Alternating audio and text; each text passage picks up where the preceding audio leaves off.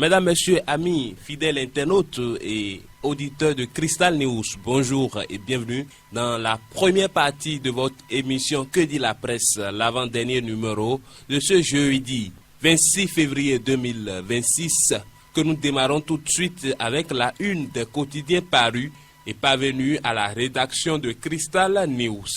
Et c'est le quotidien Le Patrimoine qui nous accueille avec à sa une ouverture de la première session ordinaire à la HAC Bénin.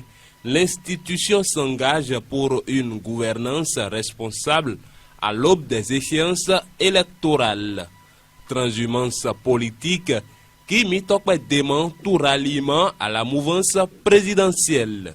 Quotidien L'Affiche du jour. Sous l'autorité du président de la HAC, Edouard Loko, l'ouverture de la première session de l'année 2026 sous le signe de la confiance et de la responsabilité. Toujours avec le même quotidien, État civil au Bénin, le guichet unique des naissances porte le taux d'enregistrement à 76% en 6 mois. Le focus présidentiel de 2026, Hassan Seibou, directeur de campagne du duo Wadaï Talata. Quotidien La Boussole. Médias publics, gouvernance et présidentielle 2026, le gouvernement assume et clarifie. À Parakou, Hungwegi ferme le débat sur la démission de Romuald Wadaï, c'est à lire à la page 3 du quotidien. Justice, Nouroudine Malik Bakari installé à la tête de la cour d'appel d'Abomey. L'autre quotidien, mise en place de la structure de campagne du duo présidentiel Wadaï Talata, une équipe à la hauteur du grand enjeu du scrutin du 12 avril. Toujours avec le même quotidien, campagne pour l'élection présidentielle d'avril 2026, la mouvance verrouille son dispositif avec Hassan Seibou à la direction.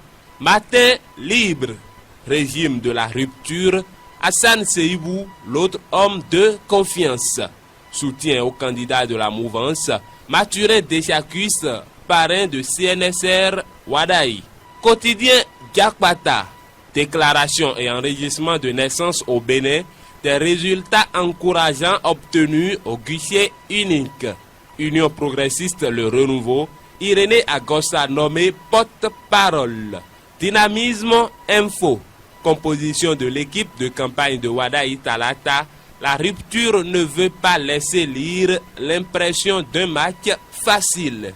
Toujours avec le même quotidien, libération des détenus dits politiques, vigilance face aux promesses pas vraiment réalistes. C'est à lire à la page 5 du quotidien Dynamisme Info. Toujours avec le même quotidien, fraude électorale à Akplahoué, le militant auteur de 42 votes frauduleux sous mandat de dépôt. C'est tout pour cette première partie de votre émission Que dit la presse. Tout de suite, nous installons les confrères en studio pour l'instant débat. Que dit la presse? Que dit la presse? Retour en studio pour l'instant débat et pour le compte de ce jeudi 26 février 2026. Nous sommes avec trois confrères bien connus de vous. Il s'agit de Eman Aniambossou. Eman, bonjour. Oui, bonjour Casimir Oké, bonjour aux amis internautes de Crystal News. Laurent Roland Toneinkes, lui-même connu de vous, auditeur de Crystal News. Roland, bonjour. Casimir Oké, bonjour. Eman Passé Aniambossou, bonjour aux auditeurs de Crystal News. Et le troisième confrère également connu, c'est bien Martial Agoliagbo. Martial, bonjour. Casimir Oké, bonjour à tous. Je démarre déjà avec vous, Eman Passé Aniambossou. Vous avez vu, comme les autres confrères également, la composition de l'équipe de campagne électorale du duo candidat de la mouvance présidentielle. Je veux nommer Wadaï et Talata. Vous avez vu la composition de cette équipe-là. Qu'est-ce que cela vous dit? J'ai vu la composition d'une équipe, une forte équipe. J'avoue que tout de suite, quand j'ai lu certains noms dans l'équipe, je me suis dit, mais attention, c'est une équipe vraiment de combat, comme le disent les évangélistes. Non, j'ai compris que ils ont plutôt fait à des gens qui ont un certain ancrage dans leur circonscription électorale. J'ai compris qu'ils ont qu'ils ont fait appel, que c'est une équipe très forte quand même qui va travailler, ce qui est beaucoup plus un taux de participation à ces élections. Parce que, contrairement à ce que j'ai pu lire sur la toile, à savoir que, oui, que l'équipe est trop forte et que ça risque d'écraser Paul Nkwe, je me dis, non, la lecture que moi j'en fais, c'est plutôt comment ils font pour que le taux de participation à l'élection présidentielle soit un taux acceptable. Je pense que ça doit être la lecture qu'on doit faire de cette équipe-là. Sinon, en gros, moi, j'ai compris que c'est un travail de fourmi qu'ils veulent faire. Laurent Roland, Tony Nkes, vous avez également vu cette équipe-là. S'agit-il d'une équipe qui incarne la stabilité et l'expérience ou annonce-t-elle une concentration du pouvoir autour d'un même cercle d'influence? Bon, concentration du pouvoir autour d'un même cercle d'influence, est-ce que ça c'est encore à débattre? Je pense que ceux qui sont là travaillent à conserver le pouvoir d'État. Et d'ailleurs, l'équipe qui est mise en place, c'est pour quand même permettre aux candidats de la mouvance de gagner les élections. Et au fond, pour ceux qui peut-être pensent que cette équipe c'est trop allé parce que, bon, elle même parlait d'équipe de combat faisant référence aux évangéliques, mais évidemment, l'équipe de combat, c'est dans toutes les circonstances. Et quand on regarde un peu, écoutez, il est très facile aussi de penser aujourd'hui que Paul Nkwe ne pourrait jamais gagner les élections et que par conséquent, cette équipe n'avait peut-être pas le droit de citer et que c'est trop aller, c'est exagéré d'avoir une telle équipe. Mais moi, je voulais rappeler quand même aux gens, parce que Edmond fait bien de parler des évangéliques. Moi, je suis chrétien évangélique. Dans 1 Samuel 17, verset 49, il a été clair l'histoire entre David et Goliath. Personne ne s'attendait à ce que Goliath batte David. Donc, quand on regarde les personnalités qui constituent cette type de campagne, on a des motifs de croire que oui, et de comprendre que le pouvoir en place ne veut rien laisser à la légère. Parce que oui, et cette victoire, en tout cas pour la présidentielle qui est envisagée pour 2026, le pouvoir central, en tout cas Romain de Patrice Talon et ses partenaires veulent légitimer la victoire et acceptable par rapport à tout ce qu'on a pu voir par le passé. Parce que oui, c'est une des choses qu'on a toujours reproché à ce système depuis qu'ils sont là, c'est le taux de participation qui est relativement faible par élection, à quelques exceptions près où le taux a été en tout cas monté un peu. Donc aujourd'hui, il y a deux défis pour ce pouvoir. Le premier pouvoir, c'est le taux de participation, avoir un taux de participation qui rassure que oui, évidemment, le premier mandat est accepté par la grande partie des Béninois, première chose. Et deuxième chose, avoir cette victoire authentique, avec un écart assez considérable, pour qu'aux yeux des partenaires, ce qu'on reproche à leur pouvoir ne soit pas justifié. Donc c'est autant de choses. Donc c'est pourquoi je dis que cette équipe, on a tout fait de dire oui, pourquoi est-ce qu'on fait rien à une telle équipe parce qu'on veut tuer une mouche avec un marteau, mais je crois qu'ils ont des motifs de pouvoir mettre une équipe choc comme ça, prendre d'assaut tous les départements, toutes les circonscriptions électorales, et comme on le dit dans le laboratoire de ces enfants, que laisser une place où la main ne passe et repasse, histoire d'avoir de remonter la pente. Parce que quand on regarde le taux de participation pour les législatives et les communales passées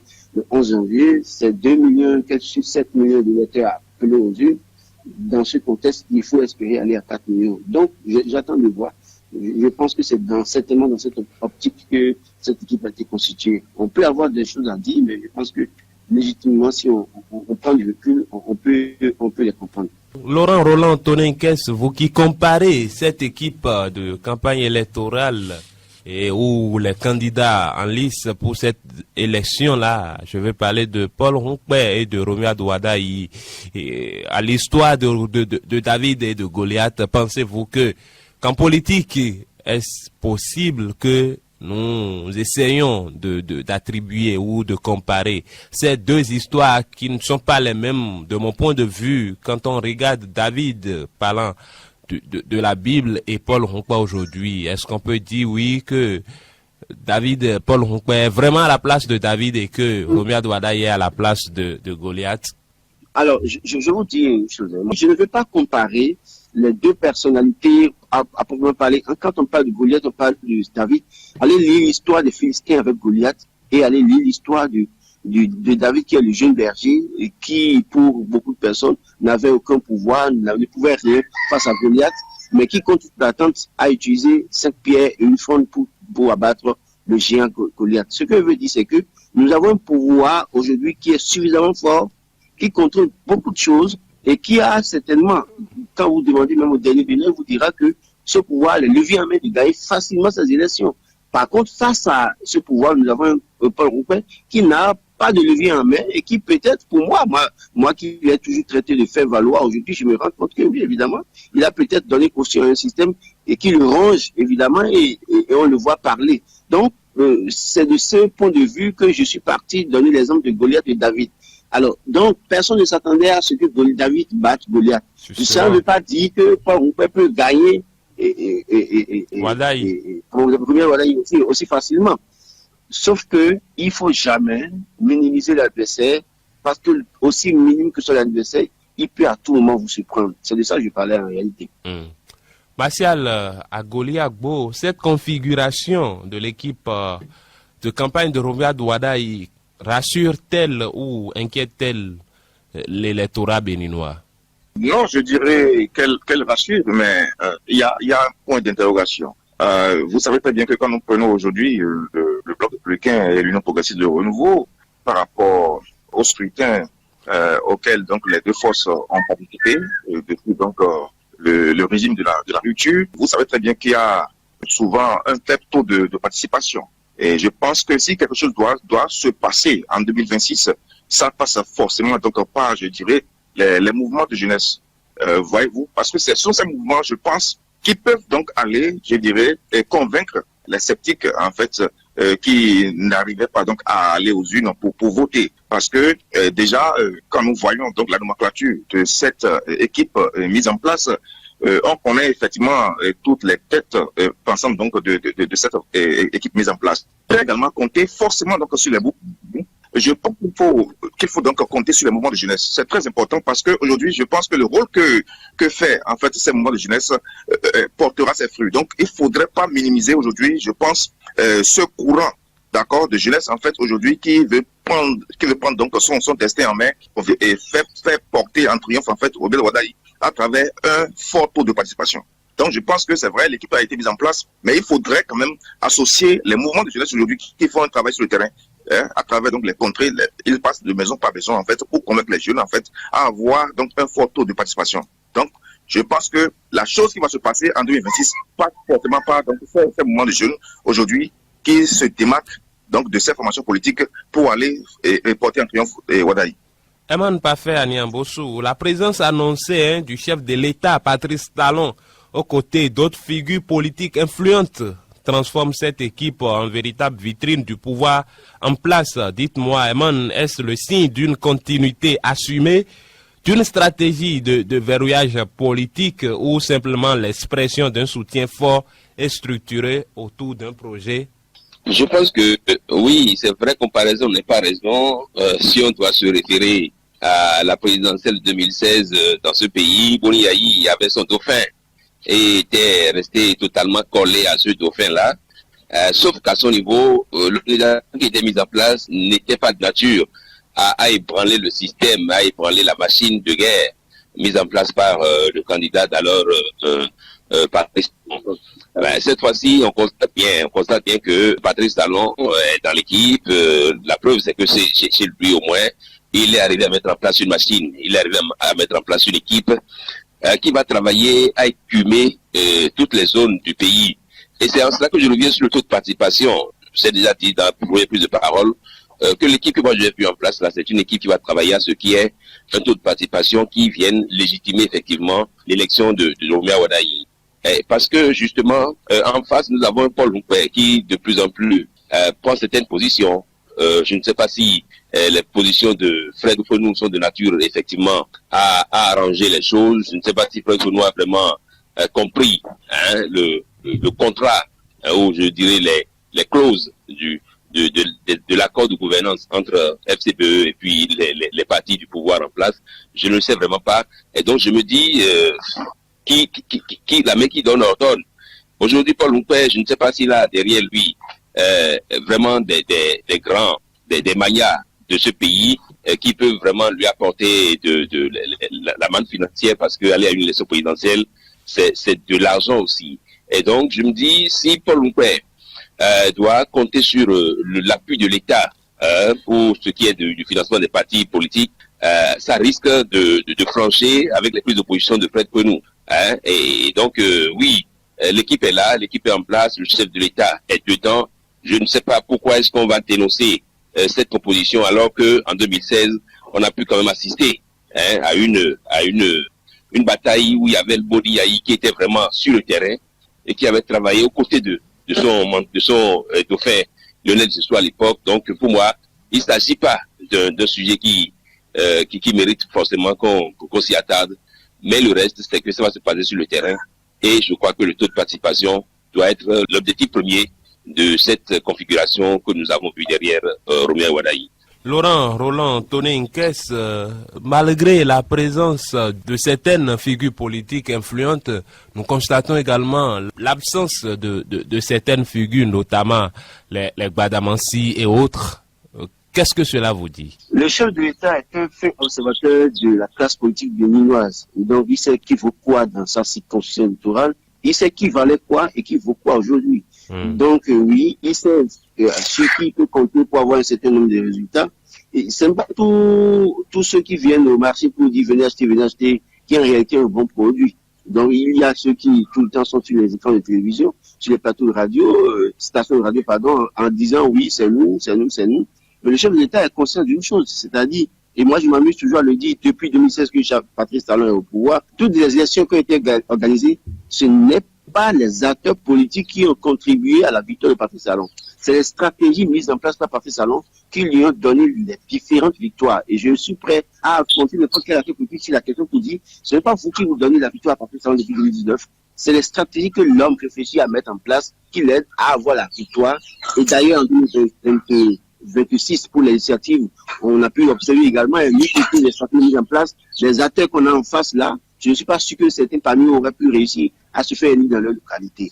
Donc aujourd'hui, Patrice Talon connaît les personnes sur lesquelles il peut se baser et avoir une victoire assez légitime pour son dauphin et en même temps avoir un taux de participation relativement élevé. Donc c'est pour ça que je pense que l'absence de certaines personnalités que je ne vais même pas citer parce que vous avez cité Gbadamansi, on a pu voir Gbadamansi même qui est devenu tout silencieux depuis quelques mois, on ne sait pas ce qui se passe, et alors que c'est un acteur qui, on le sait très bien, assez dynamique, assez engagé pour les causes électorales, mais depuis quelques mois, pour les communales législatives, on ne l'a pas senti, et pour la présidentielle, là maintenant, on ne le voit pas dans l'équipe, on ne le voit pas, et on ne le sent même pas du tout, on ne sait pas s'il est au pays ou bien s'il est hors du territoire national.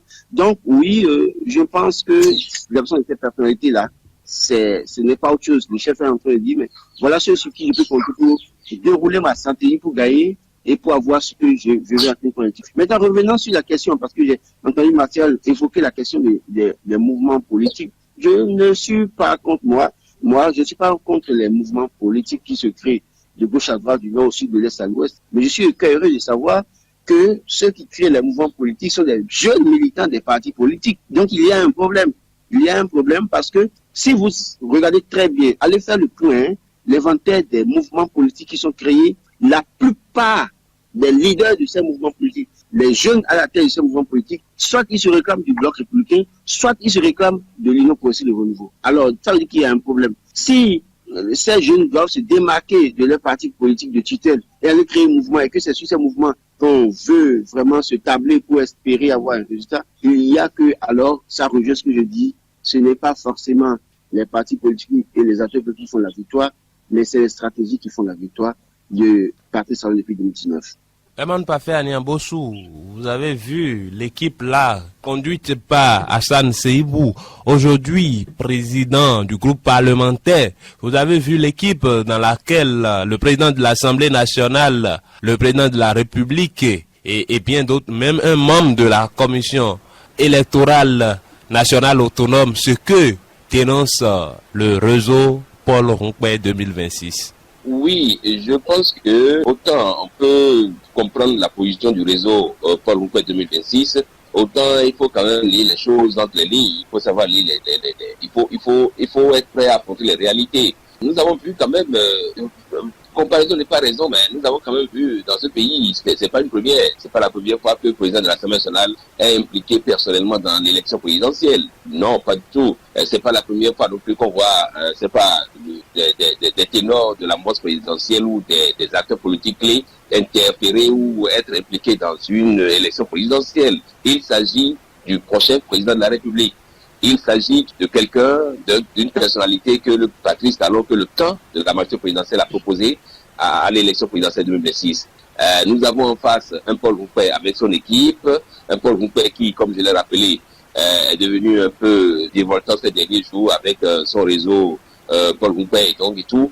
Et donc, le gouvernement actuel qui veut quand même, je dirais, assurer une certaine continuité de l'action, a intérêt à mettre tous les atouts de ses côtés. C'est un peu comme ceux qui savent jouer à la pelote, quand ils disent tous les atouts, on sait ce que ça veut dire. Donc, ils veulent mettre tous les atouts de leur côté pour pas que, je reprends l'expression de Laurent Roland Tonnet-Iquez, pour pas qu'une place soit laissée sans que la main passe et repasse. Donc, ma foi, je ne suis pas contre la proposition, je constate plutôt qu'il y a des présidents de mouvements, de plateformes qui sont bien positionnés dans cette équipe de campagne-là.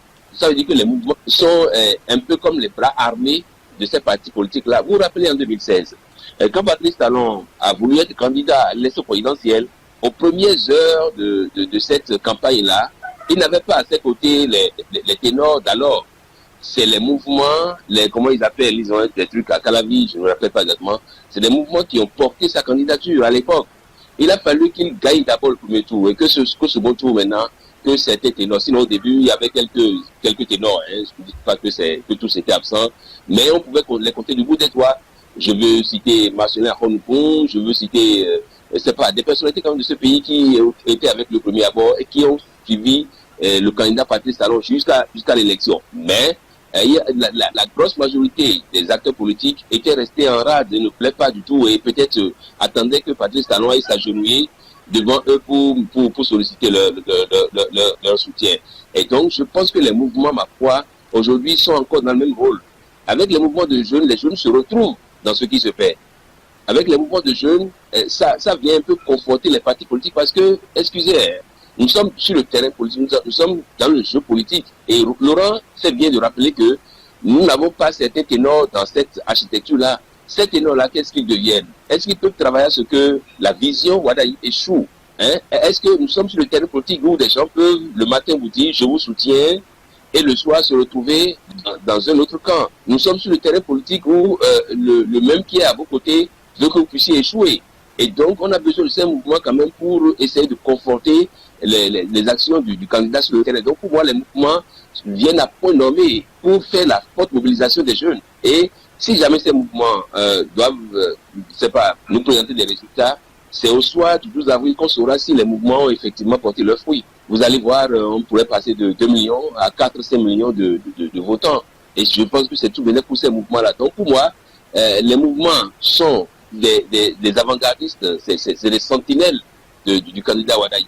Et il faut faire avec ces mouvements parce que compter seulement sur les acteurs politiques, je ne pense pas. Quand on voit la composition, je n'ai pas fait le nombre, et s'ils sont au plus 72, c'est que ça équivaut à 72 voix. Et donc il faut que des gens aillent sur le terrain travailler pour que ces 72 voix-là puissent être multipliées par 10, par 20, par 100, par ainsi de suite. Donc les mouvements, ma foi, ont toujours joué un rôle important dans une élection présidentielle dans notre pays et il ne faut pas les mettre sur le boisseau. Martial Agoliagbo, le réseau Roumpé-Paul 2026 dénonce face à cette équipe une confusion dangereuse entre État et campagne électorale. Écoutez, le pouvoir en place a mis sur pied sa machine pour donc, je dirais, maximiser ses forces pour la continuité, quitte au réseau Paul Roumpé pour évoluer. Moi, honnêtement parlant, aujourd'hui, il ne sert plus donc à rien du tout donc de crier sur les toits à tout vent. Hein. Je pense que le travail se fait sur le terrain. Le gros travail se fait sur le terrain parce que c'est le peuple qui est souverain, c'est le peuple qui est élu. Donc si éventuellement Paul Roumpé veut gagner les élections, il faudrait qu'il aille donc dans les contrées pour aller convaincre donc la population pour voter. Le tout ne suffit pas de venir en fait crier sur les toits pour dire qu'il y a ci, qu'il y a ça. Moi je pense que c'est une perte de temps. c'est une perte de temps. Il faudrait qu'ils aillent donc dans les contrées, convaincre la population pour maximiser leurs forces. Au lieu donc de venir chaque fois crier sur les toits, je ne pense pas que c'est la meilleure solution. Le pouvoir en place veut la continuité. Et la continuité passe par son chouchou et la bataille. Donc ils veulent maximiser les chances. Donc je pense qu'à ce niveau-là, quand vous êtes face à un adversaire coriace, et vous voyez en fait, je dirais, l'armada nationale que cette équipe met en place, vous allez chercher également, on dit toujours que l'élève cherche à dépasser le maître. Il faudrait quand même que aussi l'équipe de Rompé cherche donc à mettre des touches qui dépassent même celles mises en place par le pouvoir en place. Au lieu de venir en fait crier sur le toit pour dénoncer, je pense que c'est une perte de temps. Il faudrait donc aller dans les contrées, convaincre les populations pour maximiser les chances pour 2026. C'est la meilleure solution aujourd'hui pour gagner. Le tout ne suffit pas en fait de venir chaque fois crier sur le toit. Le travail se fait sur le terrain. Vous avez vu, comme l'a dit mon cher frère, collègue Emmanuel Niamosou, le taux est faible. Comment faire en fait pour avoir un taux élevé? Donc tous ceux-là en fait qui ont permis à ce que ce taux soit faible aujourd'hui veulent avoir, je dirais, donc un point de sécurité digne du nom qui va les rassurer. Et ça passe donc par le travail. Donc au lieu de venir crier sur le toit, je pense qu'il faut aller sur le terrain pour convaincre donc ces derniers afin qu'on ait un taux donc élevé pour ce scrutin présidentiel. Martial Goliabo, je reste avec vous pour vous demander si vous pensez que Paul Rompé peut mettre en place une équipe qui pourra véritablement faire face à cette équipe composée de l'actuel président de la République, de l'actuel président de l'Assemblée nationale, d'un membre de la Commission électorale nationale autonome et de bien d'autres autres ministres d'État, Abdoulaye Biokane et bien d'autres hommes politiques influents de la République du Bénin. Je pense qu'à ce niveau, le membre de la Commission nationale dont vous pensez, je pense qu'il a été remplacé. Et c'est Sanoussi qui a pris sa place. Dès le départ, en fait, lorsque la liste était sortie, on a constaté effectivement qu'il y a un responsable donc de la Sénat qui était dans l'équipe. Automatiquement, ça a été changé. C'est Sanoussi qui a pris sa place. Alors, c'est pour vous dire en fait que, vous savez, c'est Dieu qui donne le pouvoir. C'est Dieu qui oint en fait son élu pour donc on ne peut pas se lever tout de go. Si on se dit aujourd'hui que bon, c'est vrai, avoir l'armada, le pouvoir en place, que c'est déjà garanti pour Del Wadaï, je ne peux rien dire, je ne suis pas Dieu. C'est Dieu seul en fait, qui sait en fait qui sera le président de la République. Donc le travail va se faire et nous allons voir. Est-ce que vous voyez, c'est vrai que comme on parle de Benfica Real Madrid. Déjà sur le papier, on dit que c'est le Real Madrid qui est favori. Mais vous avez vu qu'en tant que Benfica, au départ, avait battu et le Real Madrid, elle a conduit donc, je dirais, au match de barrage. Donc aujourd'hui, je pense que le travail va se faire. Certes, mais c'est Dieu qui élit, c'est Dieu qui oint. C'est pour vous dire que quand on va se référer donc à la Bible où David a battu Goliath, si éventuellement mettre en fait dans la peau de David veut gagner Goliath, il faudrait quand même donc qu'il mette sur pied des stratégies du non pour gagner les élections. C'est Dieu qui décide. Et maintenant, si vous dormez et vous croyez que vous allez gagner, vous allez jouer les pieds en l'air. Comment Dieu peut décider qu'il vienne en fait crier sur le point. Martial Goliabo, tu dis comment Dieu peut décider si ce sont les électeurs qui votent? Ah non, attention, vous savez, quand je le dis, vous pouvez être candidat et demain, c'est-à-dire à la veille de l'élection, vous allez perdre votre souffle de vie. C'est Dieu qui décide en fait de celui qui sera donc le chef. C'est-à-dire Dieu peut convaincre les Béninois à voter pour vous, c'est ça? Ou comment Dieu peut décider? Parce que moi, ça me gêne quand vous comparez une histoire de la Bible. Parce que on sait bien que David n'a pas vaincu Goliath sans l'aide de Dieu et que aujourd'hui vous pensez que Dieu peut descendre ou Dieu peut parler aux électeurs pour qu'ils puissent donner crédit à Paul Rompé face à Romuald Wadaï, ou bien je vous demanderai si Wadaï n'a pas un Dieu lui-même. Non, ce n'est pas ça, En fait, quand nous prenons en fait le taux, nous parlons de taux de participation. Oui. Vous savez très bien que pour les dernières élections, ça tourne autour de 36%. Voyez-vous? Et je pense qu'il y a certains aujourd'hui qui veulent en fait d'accord, avoir, je dirais, un point de sécurité digne du nom pour donc voter. Et si éventuellement Paul Rompé, mais je dirais en place ce sont l'équipe qui a permis quand même de convaincre aujourd'hui le reste donc des populations, et il se pourrait donc c'est pourquoi je dis, c'est pas que Dieu n'est pas avec Wadaï et que Dieu n'est pas avec Rompé. Dieu est avec ces deux. Mais je dis en fait que en fin de compte, celui qui donne le pouvoir, c'est l'Éternel. Si vous êtes chrétien, je pense que vous devez savoir que la foi c'est Dieu qui la donne. Et à un moment donné, ça dit, au moment donc de faire le choix définitif, c'est Dieu qui le donne. Donc, c'est dit aujourd'hui, ça dit, si nous levons pour dire, bon, ok, d'accord, et Ronald Wada a gagné, on crie sur le toit pour dire qu'il a gagné, et demain, vous voyez que c'est Rompuy qui a gagné, qu'est-ce que vous allez dire? Et si demain, on dit aujourd'hui, avec assurance, que c'est Rompuy qui a gagné, et on voit que c'est Robert qui a gagné, vous allez dire quoi? Donc, je pense que c'est Dieu qui donne le pouvoir, et il revient donc à ces deux candidats de bien mouiller le maillot, d'aller convaincre en fait la population pour qu'au moment du choix, qu'on connaît donc celui à qui Dieu a donné donc ce pouvoir-là. C'est très important. Laurent Roland Toninquès, c'est Dieu qui donne le pouvoir. Vous aviez également fait cas de cela quand vous étiez en train de comparer Romuald Wadaï et Paul Rompuy à l'histoire de David et de Goliath dans la Bible. Dites-nous, quand vous n'avez pas les moyens comme les autres, je vais parler de Paul Rompuy qui n'a pas forcément les mêmes moyens comme Romuald Wadaï, ministre d'État chargé de l'économie et bien d'autres, ceux qui sont là aujourd'hui.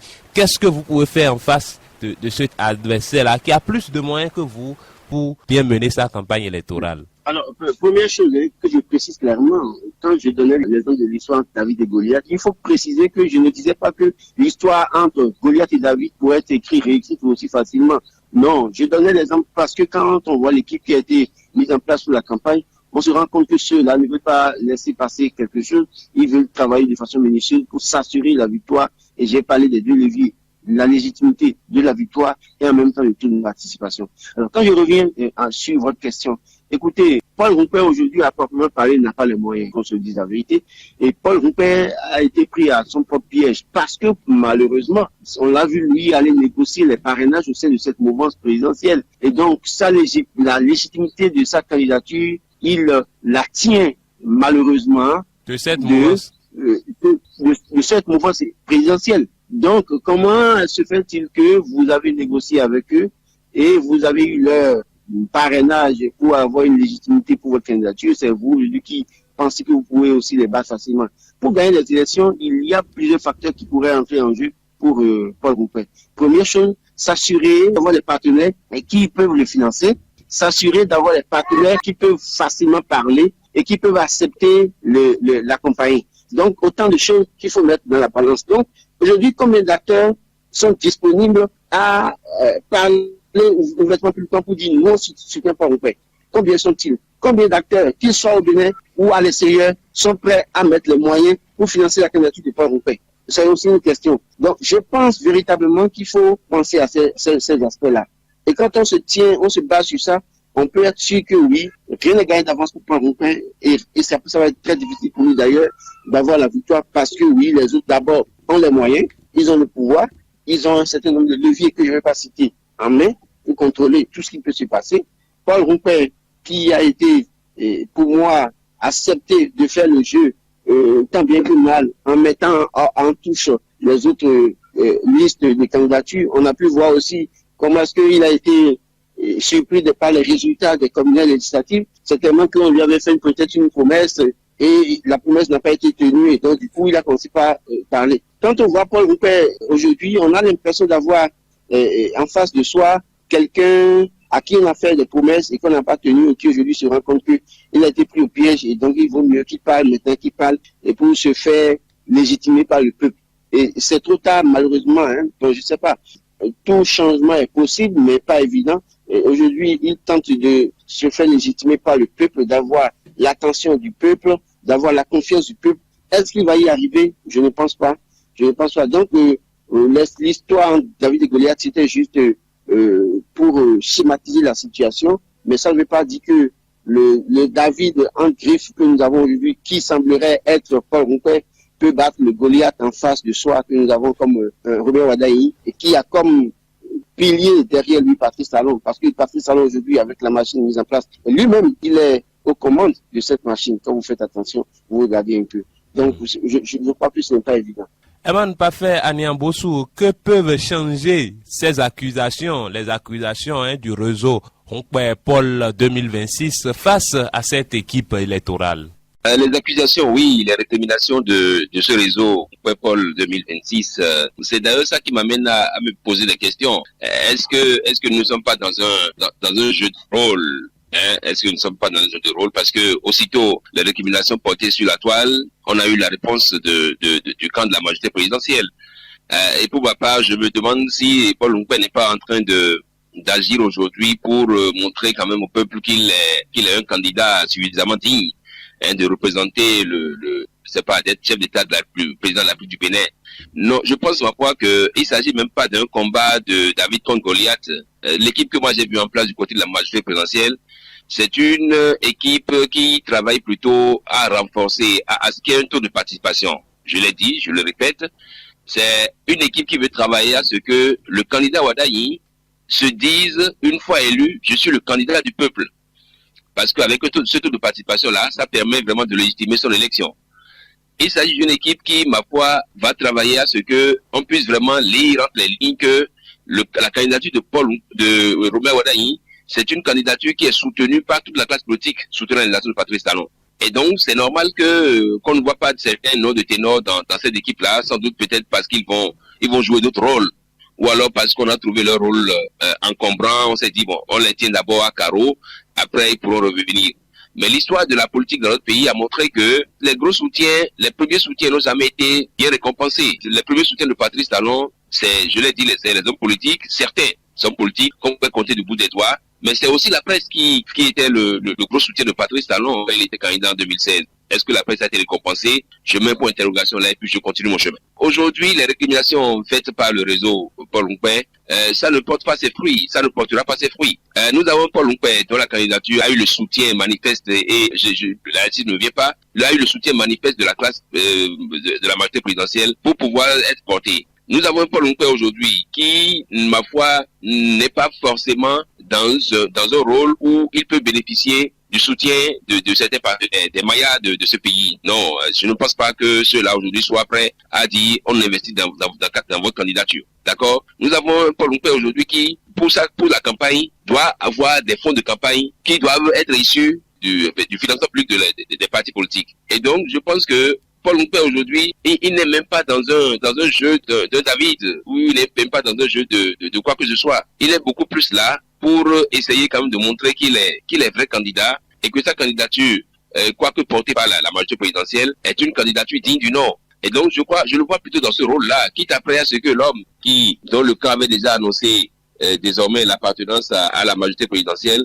que après il puisse vraiment rejoindre ce camp-là. Mais il va dire après, j'ai supporté la candidature. Donc moi, je ne vois pas un combat David contre Goliath, les récriminations du réseau. Je n'y vois pas grand-chose. On parle pour parler. Et j'ai même l'impression à la fois que celui qui porte ce réseau-là, il est également dans ce rôle. Il est dans un jeu de rôle. J'ai l'impression que il est là-bas pour aider à monter un peu le niveau du débat, à faire en sorte que les gens nous puissions avoir de la matière pour discuter. Sinon, ma foi, je pense que c'est un combat gagné d'avance. C'est un jeu, tout simplement. Oui, je dis c'est un jeu. Ils sont dans un jeu. Celui qui porte ce réseau, le réseau Nkpé Paul, il était membre d'un parti politique, mais oui, Fred Poinou est membre d'un parti politique, le Bloc républicain. On n'a pas appris qu'il a été suspendu du parti. On n'a pas appris qu'il a été démis de ses fonctions du parti. On n'a pas appris qu'il a été sanctionné du parti. Mais ça me pose un problème. Alors que de l'autre côté, nous avons vu un Bété Kaobi, à qui il a suivi juste de parler, pour qu'on le sanctionne avec 3 ans de ci, 3 ans de ça. Donc, j'ai l'impression que oui, on lui a dit, écoute, va aider le Paul Nkpé à relever un peu le niveau du débat et nous on te soutient. Est-ce que vous comprenez un peu ma logique? Je pense que, et même dans ce jeu-là, le parti politique dont Fred Poinou était membre, ou est membre, devrait au moins prendre une sanction pour dire on le sanctionne parce qu'il est désormais dans l'autre camp. Donc, vous savez, c'est aussi ça. Quand vous écrivez un scénario, les spécialistes vont vous dire, quand ils s'asseyent pour suivre le film, on vous dit, mais attention, à ce niveau vous avez failli. Et c'est la faille que j'ai notée dans ce dispositif-là. Le parti politique républicain devait prendre une sanction contre Fred Poinou, dit, bon, on n'est pas d'accord avec vous, même si c'est un jeu. Et là, ça montre clairement que c'est un jeu. On n'a pas vu comment Fred Poinou est sanctionné par son parti parce qu'il est dans un autre camp. On l'a juste vu porter. On l'a juste vu, il a commencé à parler sur la toile. Donc je pense qu'à ce niveau, il faut que les gens aillent à une certaine école et qu'ils ne minimisent pas les analyses que font les journalistes. Nous, on n'est encore rien. Que font les analystes politiques et tout. Mais le faire comme ça, c'est comme si on est toujours dans ce désert-là, alors que le désert a fleuri désormais. Martial Agoli Agbo, pensez-vous également qu'il s'agit d'un jeu auquel joue Fred Poinou en soutien à Paul Nkpé, aujourd'hui candidat à l'élection présidentielle de 2026?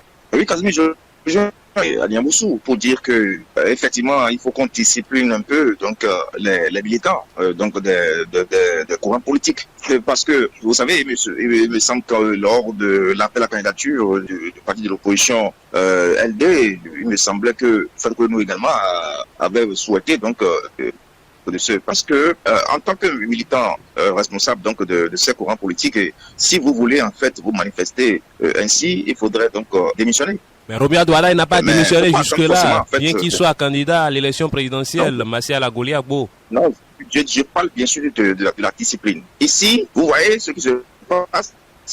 Politique, bloc républicain a bien fait et se lever donc pour aller de l'autre côté en fait pour faire de tels genres de déclarations. Voyez-vous, ça porte atteinte, ça peut en fait à son courant politique. Donc moi je pense que si on devrait donc se mettre donc à faire de tels genres de choses, pourquoi ne pas démissionner totalement pour aller donc je dirais porter en triomphe un autre courant politique ou bien une personnalité. Et ça, on appelle ça du désordre en fait. Et il faudrait quand même que les partis politiques donc arrivent à discipliner tout ça peu leurs militants. Vous savez, parce qu'on est libre, hein, chacun est libre. C'est pas parce que nous sommes en démocratie en fait que qu'on doit se lever en fait d'un courant politique pour aller faire, je dirais, ce qu'on veut dans un autre courant politique. Ce n'est pas normal, on appelle ça du désordre. Donc il faudrait quand même que, comme l'a dit mon cher ami Niamboussou, il faudrait que ce parti politique donc arrive quand même à sanctionner. C'est vrai, il a donné l'exemple de Bertin Korovi. Voilà, Bertin Korovi, qui a aussitôt donc reçu sa déclaration de suspension. Voyez-vous, donc je pense qu'il faudrait quand même que nos responsables, donc je dirais à divers niveaux, au niveau des formations politiques, lorsqu'ils veulent, je dirais, manifester un tout ça peu, je dirais, leur mécontentement, il faut qu'ils donc prennent la responsabilité donc de démissionner au lieu donc de semer, parce que vous avez dit, c'est un jeu. Tout le monde doit se dire que donc c'est un jeu qui se fait actuellement. Et alors qu'on peut dire également que ce n'est pas un jeu. Peut-être que il ne s'est pas vu depuis en fait tout ce temps dans la nomenclature de nomination, parce que tous les mercredis, vous savez ce qui se passe au niveau du palais de la Marina. Donc il n'a pas trouvé, je dirais, un temps ça peu sa place. Et il se manifeste donc à travers cela en rejoignant donc Rumpé. Vous voyez, donc on peut analyser en fait se faire sur plusieurs angles. Voyez-vous, donc je pense que il est temps pour chaque militant responsable d'un parti politique qui donc je dirais qu'il prenne donc la mesure donc de démissionner au lieu donc de rester en fait de porter en fait la couleur de sa formation politique et de se mêler en fait à ces imbroglios. C'est pas une bonne chose. Laurent Roland Toné-Inkes, n'est-ce pas l'occasion ou la nécessité pour toute l'opposition béninoise, notamment les démocrates et d'autres partis de l'opposition béninoise, de se mettre ensemble pour faire face à cette équipe-là, cette équipe qui gère le Bénin depuis 2016 et qui dérange l'opposition? Oui, moi je crois que ça va pas être facile d'avoir cette union autour de Rumpé. Ça va pas être facile parce qu'on a suivi les différents discours de chacun des acteurs politiques. Quand vous prenez le mouvement populaire de libération, quand vous voyez le parti des démocrates et que vous voyez le parti FCBE, vous voyez FCDB, chacun en ce qui le concerne défendait un idéal et ce qui fait qu'ils ne s'entendaient pas sur l'essentiel qui pourrait constituer la base de l'unité au sein de l'opposition. Donc aujourd'hui, voir les partis des démocrates par exemple de d'autres forces qui s'allier derrière autour de Paul Rumpé, qui à un moment donné dans la recherche de parrainage et de légitimité pour aller aux élections a dû les narguer à un moment donné en les traitant de tous les noms. Quand vous voyez un peu les dénonciations faites par Paul Rumpé aujourd'hui et que vous regardez les dénonciations faites par les autres formations politiques depuis 5 ans, 6 ans, 7 ans et qui étaient peut-être minimisées, banalisées par Paul Rumpé et qui aujourd'hui, compte tenu de la situation, en parle, il sait très bien. Et je crois que je suis tenté de dire oui, et même pas fait Niamboussou a raison de dire est-ce que c'est pas à un jeu que nous assistons, parce que ce que dit Paul Rumpé, les acteurs plus importants que lui ont dit par le passé. Quelle a été la finalité? Quelle a été la suite? Quelle a été la réponse du gouvernement en place? Aucune réponse. Donc, c'est pas ce que dit Paul Rumpé aujourd'hui qui fait peur au pouvoir en place au point de leur permettre de changer d'avis ou bien d'agir au plus vite. Quelle qu'en soit la machine qui est mise en place et quel qu'en soit le travail qui sera fait, que le taux de participation soit de 50%, 40% ou pas, si c'est à 20%, ça va être légitime, ça va être validé parce que dans la constitution du Bénin, il n'a jamais été fait cas de ce qu'il faut avoir un taux de participation pour valider une élection. Donc, même dans le Paul Rumpé, les récriminations de son réseau avec un certain Franck-Renou qu'on a pu voir qui fait une politique, je ne sais pas comment il va le qualifier parce qu'on l'a vu au début du régime être un opposant farouche, après il est devenu mouvancier, après il est devenu opposant farouche Oui, si et là, maintenant, quand il semble sortir. Et sur la question, quand Marcel Agoulago dit oui, il faut le sanctionner, je suis d'accord qu'il faut sanctionner nous, mais autant il faut sanctionner les jeunes aussi qui sont membres des formations politiques qui peuvent le renouveau EBR, qui créent des mouvements. Ça, il faut le faire. Parce qu'on nous a toujours chanté que c'est la discipline de groupe. Discipline de groupe, aujourd'hui, c'est pas parce que nous est allé vers Paul Rouper qu'il faut le sanctionner. Je suis d'accord que oui, discipline, ligne de son parti politique, il ne suit pas la ligne de son parti politique. Il doit sanctionner. Autant les jeunes qui sont UP le renouveau, qu'on connaît et nous savons très bien, qu'on a vu dans les campagnes pour les législatives et les communales, qu'on a vu et qui ont dit clairement qu'ils sont allés en politique, ils sont UP, ils sont BR, c'est eux qui sont présidents du mouvement aujourd'hui. C'est pas de la discipline, ça. Donc, autant, il faut que nous soyons sanctionnés, il faut penser aussi à sanctionner ces personnes-là pour leur dire, écoutez, non, ça ne se fait pas comme ça. D'ailleurs, je ne comprends pas que dans la dynamique du chef, mais mettre une équipe en place et que les mouvements travaillent. Donc, oui, je reviens sur le réseau Paul Rouper. Je constate que ils vont parler, ils vont dénoncer, ils vont prendre d'assaut nos Vallée, parler, passer le message. Est-ce que ça aura un écho favorable? Je l'ai dit, aucun acteur digne, en tout cas, qui est soucieux de l'affaire, soucieux de son bien-être, n'osera s'aligner derrière Paul Rouper parce qu'on connaît un peu le contexte. Et on connaît le contexte, et quand on connaît le contexte, on se prépare, on fait attention pour ne pas s'y mêler. Donc, Paul Rouper, qui déjà nous annonçait qu'il est allé chercher le parrainage et qu'à partir de 2026, il ne sera pas dans l'opposition. Quel acteur politique aujourd'hui, qu'il soit ici au Bénin ou en exil, quelle personne politique, qu'il soit ici ou en exil, aujourd'hui, peut avoir la liberté et le courage de lui donner les moyens pour qu'il gagne? Ce n'est pas gagné, c'est pas évident.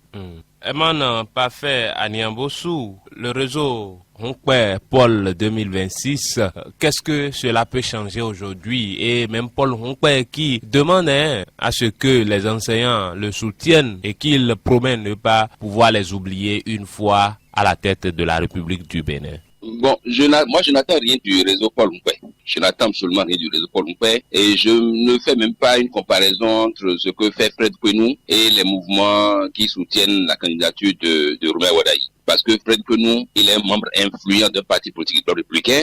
Sans avoir démissionné, il a créé un réseau là-bas, sans être démis de ses fonctions ou sans être sous sanction, il est là-bas. Donc pour moi, c'est deux choses qu'on ne compare pas. Ici, nous avons des mouvements jeunes qui ont compris que attention, cette candidature doit être portée par nos jeunes, nos plus jeunes. Et donc, ils travaillent à ce que les jeunes s'intéressent à la chose politique. Et donc, les mouvements, je l'ai dit, ont fait leur preuve à toutes les élections présidentielles dans notre pays. Parce que si vous comptez sur les hommes politiques, vous avez tout faux. D'accord? Et donc, moi, je n'attends pas à ce que les mouvements, comment dit-on, que les hommes politiques, leur voix n'équivalent qu'à un seul vote. Et donc, moi, j'encourage les mouvements de jeunes à travailler. Et la machine mise en place pour moi au sein de la majorité présidentielle, ça veut dire désormais nous avons une équipe sur le terrain, une équipe supra, et donc tous ceux qui veulent nous soutenir doivent toucher ces gens-là dans chacune des zones dans lesquelles ils sont responsabilisés pour faire le rôle, pour jouer ce rôle. Moi je vois plutôt une plateforme qui est désormais en place et à laquelle désormais seront annexés des mouvements de jeunes par-ci, mouvements de ça. Donc ces mouvements doivent comprendre qu'ils doivent fonctionner désormais avec ceux-là qui constituent le tamis, qui constituent les premiers obstacles de la lutte politique sur le terrain. Le reste, je me dis oui, Paul Rouper, il est dans son rôle. Malheureusement, il peut pas bénéficier d'un soutien aujourd'hui parce que quand vous demandez par exemple à la classe politique de l'opposition de le soutenir, non, dès le début, les opposants LD ont trouvé que Paul Rouper n'était pas un vrai opposant. Et donc, vous savez, ils se connaissent tous, les hommes politiques béninois. Ils se connaissent tous. Et donc, quand ils parlent, nous, on prend juste ce qu'on prend dedans et puis on fait nos analyses et on évolue. Et donc, aujourd'hui, Paul Rouper, il serait difficile de voir MPL derrière Paul Rouper, difficile de voir les autres partis LD derrière Paul Rouper, encore qu'on annonce déjà dans les prochaines heures une vague de démission du parti LD pour le camp présidentiel, parce que les couleurs sont déjà annoncées il y en a qui font des consultations et qui vont voir des anciens présidents, alors même que bon, je pense que c'est déjà acquis. Et donc, oui, malheureusement, c'est ainsi va la politique. Des gens voient déjà dans 7 ans que vais-je devenir si je reste encore dans l'opposition. Si ça passe à 14 ans, je deviendrai quoi? Parce que ce qu'on oublie de dire, c'est que c'est pas évident que l'opposition ait un candidat en 2033. C'est pas évident parce qu'ils n'ont aucun parrain, que ce soit maire, que ce soit député, ils n'en ont pas. À moins d'un cataclysme. Vous voyez, donc à moins que l'opposition se crée au sein de la même majorité présidentielle. Sinon, si c'est pas une opposition qui voit le jour dans la majorité présidentielle, c'est pas sûr qu'on puisse avoir un candidat de l'opposition dans ces temps. Donc, je crois que les dernières lectures qui sont faites par ces acteurs politiques-là, c'est de se dire, est-ce qu'il faut continuer à faire l'opposition? On se range vite du côté de la majorité présidentielle parce que Paul Nkwe et, comment dit-on, Wadayi Romuald, il vient prochainement et il faut déjà rapidement commencer par travailler à ses côtés pour montrer qu'on le soutient parce qu'on veut être le soutien des premières heures. Pensant que c'est toujours le cas, je ne suis pas sûr que ceux qui ont soutenu Patrice Talon aux premières heures soient récompensés. Je reviens là-dessus. C'est plutôt ceux qui l'ont combattu qui, ma foi, bénéficient aujourd'hui de largesse de la part du pouvoir, et je dis c'est ainsi va le pouvoir. Martial Goliagbo, n'est-ce pas l'occasion pour toute la classe politique de l'opposition de se mettre ensemble pour aller contre cette équipe-là dirigée aujourd'hui par le directeur de campagne Hassan Seibou? Je ne pense pas. S'unir derrière Paul Nkwe, ce sera très difficile. Très, très difficile. Vous voyez les LD s'aligner derrière Nkwe? Je ne pense pas. À l'heure actuelle, en fait, s'associer pour faire un bloc derrière Paul Nkwe. La machine Wadayi a pris de l'envol et je pense que ils peuvent tout faire, mais c'est le candidat qui va passer. Alors, c'est pour vous dire que aujourd'hui, la vision que prône en fait Wadayi, également le chef de l'État, c'est bel et bien comment faire pour que Wadayi passe donc avec un taux, n'est-ce pas, de près de 70% de participation, voyez-vous. Et à ce niveau, je précise aussi que le 100 nouveau qui permettra à ce que Wadayi ait ses 80% et 75% de taux de participation, c'est bel et bien les mouvements de jeunesse. Je précise aussi, c'est les mouvements de jeunesse. On ne doit pas forcément compter aujourd'hui sur les formations politiques. Ça, c'est une vérité que je vous dis. C'est comme l'a dit mon cher ami Adiamoussou, en 2016, on connaît ces courants, ces mouvements de jeunes. En fait, on en connaît, on peut qui ont donc permis à ce que le président Patrice Talon donc gagne d'abord le second tour avant même que les formations politiques donc ne commencent pas à s'aligner. Est-ce que vous voyez? Donc aujourd'hui, on voit le contraire, un peu le contraire. C'est les forces politiques aujourd'hui, en fait, les grandes forces, je parle bien sûr du BR et de l'UP, qui quand même ont montré déjà leurs limites en matière donc je dirais de scrutin électoral et on connaît donc le taux de participation. Mais aujourd'hui, le travail se fait aujourd'hui au niveau des courants des jeunes. Les mouvements de jeunes aujourd'hui de la plateforme, il a parlé de la plateforme. C'est la plateforme aujourd'hui qui permettra à ce que effectivement Wadayi ait plus de 70% donc pour le taux de participation. Et là, c'est là où j'en viens pour dire que c'est vrai que l'équipe a été mise en place, mais quand on fait la lecture donc de cette équipe mise en place, on ne sent pas du tout, donc je dirais, les courants de jeunes. Mais l'équipe doit chercher maintenant, c'est-à-dire dans chaque circonscription électorale, doit chercher aujourd'hui à s'associer, s'aligner, donc il a dit autour de ces moments de jeunes qui sont dans les circonscriptions électorales pour avoir donc un taux élevé. Politique qu'on a mise en place, d'accord, ne joue pas ce jeu sur le terrain dans la circonscription électorale et croit que ça dit c'est uniquement en fait les forces politiques que ce soit le BR et l'UP qui vont faire le travail. On va donc chercher à un taux également qui va être de 36%. Parce que les mouvements de jeunesse en fait qui sont dans la circonscription électorale vont se dire en fait qu'ils ont été lésés parce que en fait ceux qui ont été nommés comme coordinateurs et ainsi là dans leur terrain, c'est-à-dire dans chaque terrain, dans chaque base électorale, n'ont pas, donc je dirais ils ont été appelés tout ça peut en fait ces courants de jeunes et il y aura en fait des divisions, des mécontentements. Donc je ne souhaiterais pas en fait que ça soit ainsi. Je souhaiterais que en fait le candidat Wadayi, d'accord, discute avec donc ceux qu'ils ont nommés, ceux qui ont été mis en place, donc afin que une fois le terrain, cette plateforme, au soir du 12 avril prochain, qu'on ait un taux élevé de 75%, pourquoi pas 80% pour remettre Wadayi. C'est très important. Martial Goliagbo, ne peut-on pas dire que ce sont les accusations pour la sortie du réseau Nkwe Paul 2026 qui a provoqué un réajustement interne dans l'équipe Wadayi Talata, le réajustement dont vous parliez plus tôt? Non, je ne pense pas. Vous savez très bien que aucun homme n'est parfait. Aucun homme n'est parfait. Peut-être que qu'en faisant donc je dirais la saisie, peut-être dès le départ, le nom est sorti. Aucun homme n'est parfait. Mais aujourd'hui, ça a été corrigé automatiquement. Je souhaiterais donc par rapport en fait à la sortie de ce réseau de Paul Nkwe, il faudrait donc qu'ils laissent le micro et qu'ils aillent sur le terrain faire le travail. C'est pas le micro en fait qui va leur permettre en fait de rivaliser avec Wadayi. C'est bel et bien les contrées, les populations dans les tréfonds. C'est ça qui va permettre à ce qu'il ait quelque chose. Mais s'il vient chaque fois crier au niveau autour du micro, je pense que je te dirais un taux écrasant et vraiment ça va faire mal donc pour ce camp. Donc il faudrait qu'il sorte pour aller faire le travail sur le terrain au lieu de venir parler au micro chaque fois. Herman Pafé, Adiamoussou, un réajustement constaté sur la liste. Ce réajustement-là n'est pas le fruit des accusations de RHP 26.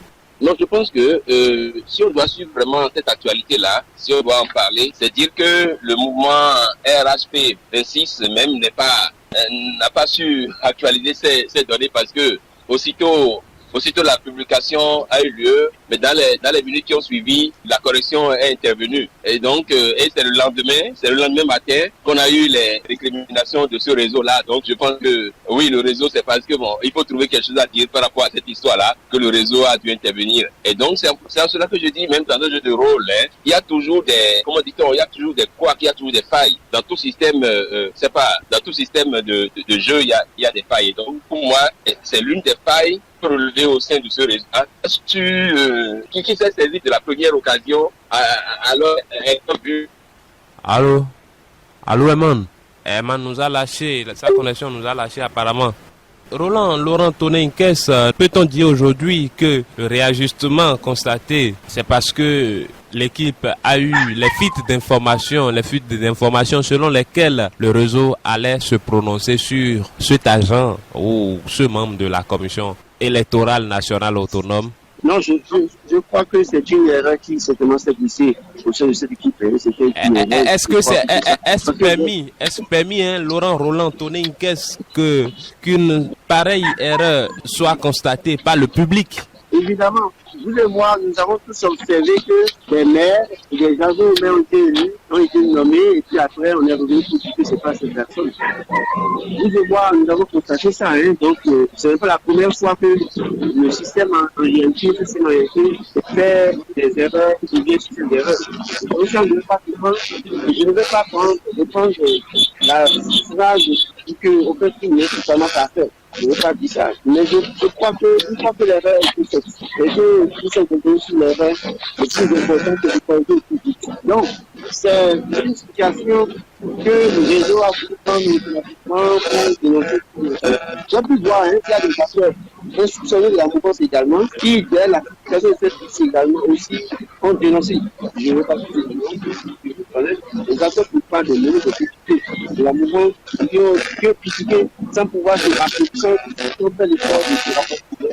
Et comme le dit Marcel, le plus important, c'est d'aller sur le terrain. C'est d'aller sur le terrain, de davantage convaincre les citoyens pour dire non, c'est pas ce que vous pensez de nous. Nous sommes une candidature légitime. Voilà, nous avons vraiment un projet. Voilà, nous sommes décidés, résolument engagés pour gagner les élections. Ne croyez pas que nous sommes un parti de pays, il y a tout à valoir. Ne pensez pas que nous sommes là pour faire le tour de la mouvance. C'est le discours là que les Béninois veulent entendre, plutôt que de rester là encore à dénoncer. Parce que les dénonciations, les autres les ont faites tout le temps, sans que personne ne réponde. Ça a été, comme on dit, multiplié par zéro, ignoré royalement par les acteurs du système en place. Donc, dans ce contexte-là, faut-il continuer à dénoncer, ou bien il faut chercher le discours qui accroche, faut-il chercher la méthode pour ce terrain, faut-il chercher une meilleure structuration de son équipe de campagne. Est-ce que c'est pas de ça qu'il est question plutôt que des dénonciations? Donc, le réseau qui vient tardivement relever une imperfection d'une liste, oui, évidemment, il faut quand même se poser la question, comment est-ce qu'avec un tel niveau d'organisation peut faire une telle erreur? Je suis d'accord, mais au-delà de tout, vous allez dénoncer, je ne peux pas observer. Moi, aussitôt que j'ai vu la liste, quand j'ai lu, j'ai relevé, c'est pas que cette erreur que moi j'ai relevée, je ne dirai pas plus, mais au fond, ce n'est pas les dénonciations qui font fléchir le pouvoir en place, c'est que vous vous organisez pour affronter, ou alors vous mettez carrément à l'écart. Merci à vous, Laurent Roland Toné-Nkes,